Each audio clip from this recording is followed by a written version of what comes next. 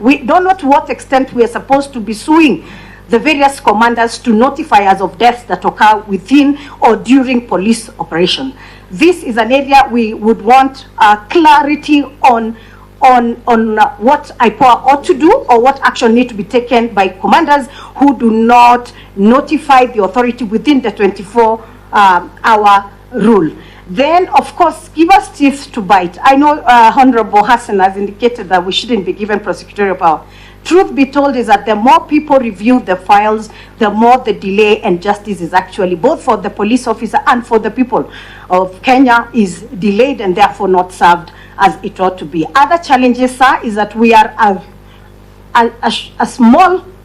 young entity rather, with a number of staff that is currently 260, and we have an approved establishment of nearly 3,000. We are requesting for funding to allow us to be able to spread ourselves throughout the Republic and, most importantly, serve in all Huduma centers. It is almost impossible to even explain to people what we do since we are not visible. We are requesting for funding to allow us for a planned expansion and so on. And we also request that through this dialogue, this National Dialogue Committee, kindly uptake of our recommendations. All these matters, we have 26 reports submitted to the NPS, submitted to the Cabinet Secretary and Parliament, both houses, and we request, including to all the 47 county assemblies, we are required by law to submit the reports. But uptake of our recommendations is a big challenge, and we don't know how many or how much should we seek court intervention to ensure enforcement. From the oversight point of view and legislative point of view, Parliament help us deal with this matter. Thank you, sir. Mwesh, make it very brief because Mwesh, make it very brief. I like this subject is important for this committee, but make it very brief. Thank you very much, Chair. Indeed, I want to say that let the committee not be worried that the IG, the Inspector General of Police, would make that kind of a statement and get away with it. I think it's important for the committee to know that we do have pending complaints against the IG himself. But I want the good doctor here to make a conclusion so that on the same issue of hired bodies. Thank you. Chairman, I want to say that when the IG makes a statement that bodies have been bought and transferred, we as Ipoa, we just counter it with facts. And the fact of the matter is, I want to tell you from the forensic angle, a policeman who does not want to kill does not shoot above the waist. You shoot below the waist to immobilize. When we get pathology reports and we are capable of telling whether this was long range, short range shooting by the entry and exit of the bullet, or if the bullet is lodged within. And therefore, the reports that we have got those facts. The challenge sometimes, and I want to bring it out very carefully, is when we want forensic analysis of the weapon that was used. Then we sometimes encounter bottlenecks because this laboratory is under the control of the DCI.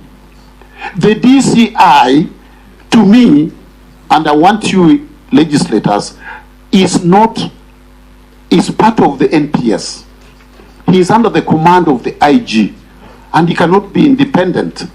He denies or they alter the evidence because they have to give us the report of the weapon used.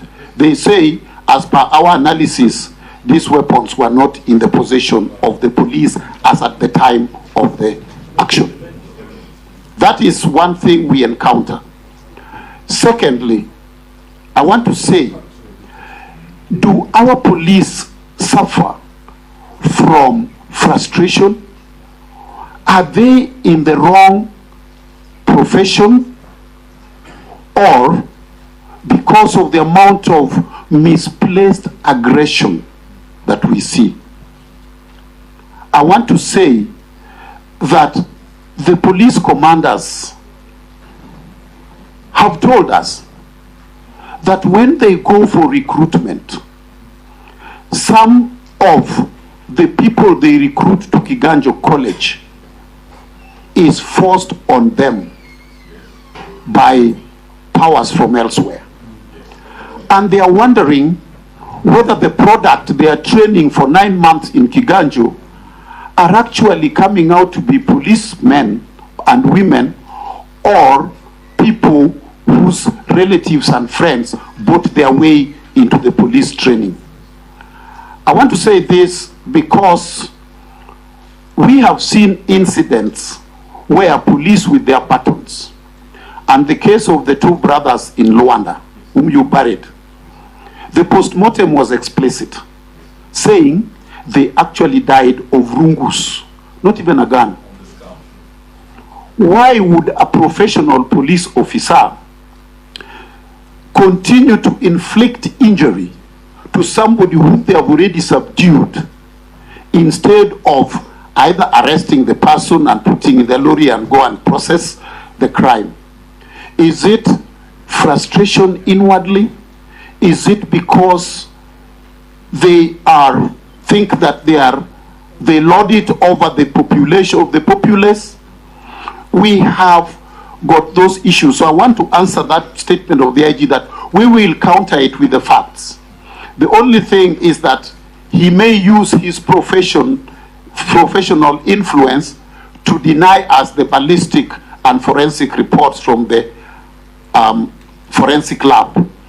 And we must say that we have made a proposal that this forensic laboratory should be given autonomy away from the DCI. That's a proposal we have made, so that it does its job not only for the police. There are very many other organizations that would want to use that laboratory, including even the national government chemist, including the national public health laboratories. There are certain things that they will need to have analyzed there. We have got other institutions that would use that lab. So domiciling it strictly under the IG also hampers our work, because the DCI are part and parcel of the police. But we get the facts from that. Thank you, Dr. Final word. I think I'll let the chair have the final word. Please, just no, Eugene, just let the chair. No, there's a question they have not answered. Yeah, just let the chair have a final word, and yes, then if it is unanswered, we will ask again. Chair, while you're concluding, and can you please, Eugene, let the chair just say something? Yes, as she concludes, there's one question you have not answered about the abuse of human rights and the special support unit embedded in the police that has been responsible for some of these atrocious you've asked the question. Let her answer, please. Can you respond to that? Chairman, could I seek for your indulgence to allow a question you raised on democratization of policing to be answered by Commissioner Torrey very shortly, please? Because that came from the chair. Okay. And 1 minute, please. Yeah, 1 minute. Thank you, Chair. Thank you, Chair. You did raise the issue of securitization of security to democratization of security. I hope I understood your explanation on what you meant, and I would like to say that under our mandate of inspection of police premises, we do look out for human rights abuses and compliance, and we make our recommendations to the IG on what needs to be done, but also work with the officer in charge of the station to see what they can improve on. Currently, as a result of our recommendation, we have CPUs, that is child protection units, being built in a number of police stations. Also, from our monitoring mandate on police operations, we also monitor standards, human rights standards that are supposed to be maintained, and thereafter we make our recommendations. Also, on the issue of democratization, while carrying out our inspections, Chair, we also look out to see whether police stations have actually set up or established community policing committees. And what we have found is that a number of police stations have not come up with community policing committees, which involves membership of members of the public. So we want to pray that perhaps that's something you can pick up we have made our recommendations to the IG to ensure that each police station and OCS complies with that requirement. Finally, there is also the requirement in law for establishments of county policing authorities. With county policing authorities, Mr. Chairman, this is supposed to be established by governors. And these, again, very, very few governors have established this. And the challenge here is that the county commissioners are supposed to be members of these county policing authorities. And there's a bit of conflict because the county commissioners have the county security committees. And so they feel uncomfortable to sit under a committee that is chaired by the governor on policing and security matters. So that's something you may need to look at. On tracking of police reforms, Chairman, we are currently working on all the recommendations that we have made to the IG and tracking and seeing which ones have been implemented, which ones have not been implemented, and we will share the report with yourselves. Thank you. Very much. Thank you very much, Chairman. As we conclude, I want to thank this committee for giving us an opportunity. In terms of special police units, for us, any injury or death arising out of police action, whether special or non-special, we treat it the same. It's an injury or death arising out of police action. And therefore, they are all held accountable, irrespective of the units. However, at the risk of repeating something that has been said here repeatedly, it's important that the bill that has been brought by Senate, has been published by Senate, Security Services Amendment Bill 2023, be supported to expand the mandate of Ipoa, because we find when there is multi-agency operations, then Ipoa is limited. We follow the issues, then we find probably something was committed by somebody who is not necessarily a police officer in the way we know it at the NPS, and therefore our ability then to that extent gets challenged. So for us to be very effective, it's important that Ipoa be entrenched in the Constitution as a Chapter 15 commission, and its mandate spread over uniformed services in regards to civilian engagement with all uniformed services, of course, except the defense, so that they can be held to account. Because you'll find that the multi-agency approach has all kinds of uniformed services.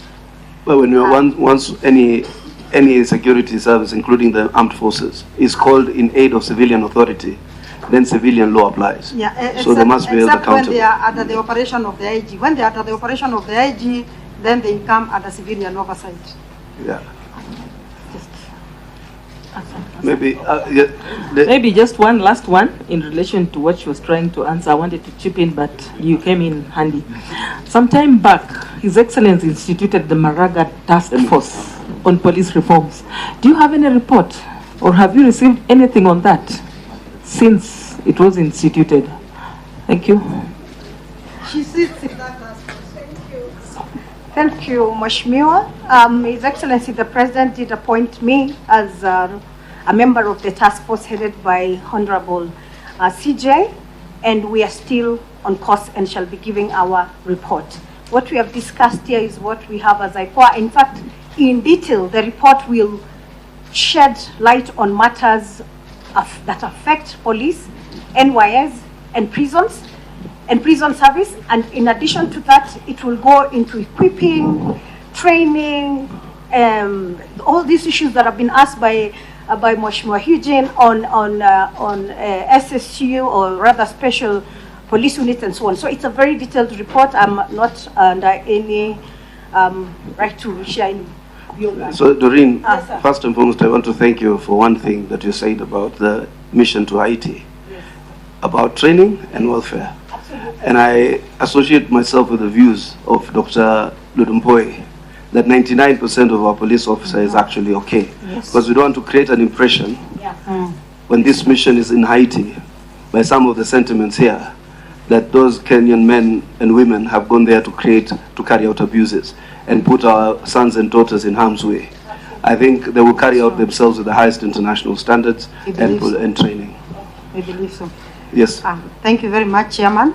Thank you for the opportunity. We can see the leader of majority has just walked in. This is the team from Ipoa. My name is Ann Makori, the chairperson. We've had engagements with the team, some of them very hot, but we believe we are equal to the task. We shall be submitting, as directed by the chair, joint chair, a written report that comprises of what you said and other details that we think would help this committee arrive at an appropriate decision. Thank you once again for the opportunity. Thank you too, Ipoa. Weganjo was pleasantly surprised to see you, policing expert. But I really appreciate, we gave the length of time we did for this particular Ipoa engagement because of the extent of which it is relevant to this committee. And I really thank you. You actually realized we did not, Article 43 and everything else, we really wanted this information from you. And we are grateful for your honesty and openness. And we hope we can get the report. Thank you very much. Thank you. Next group.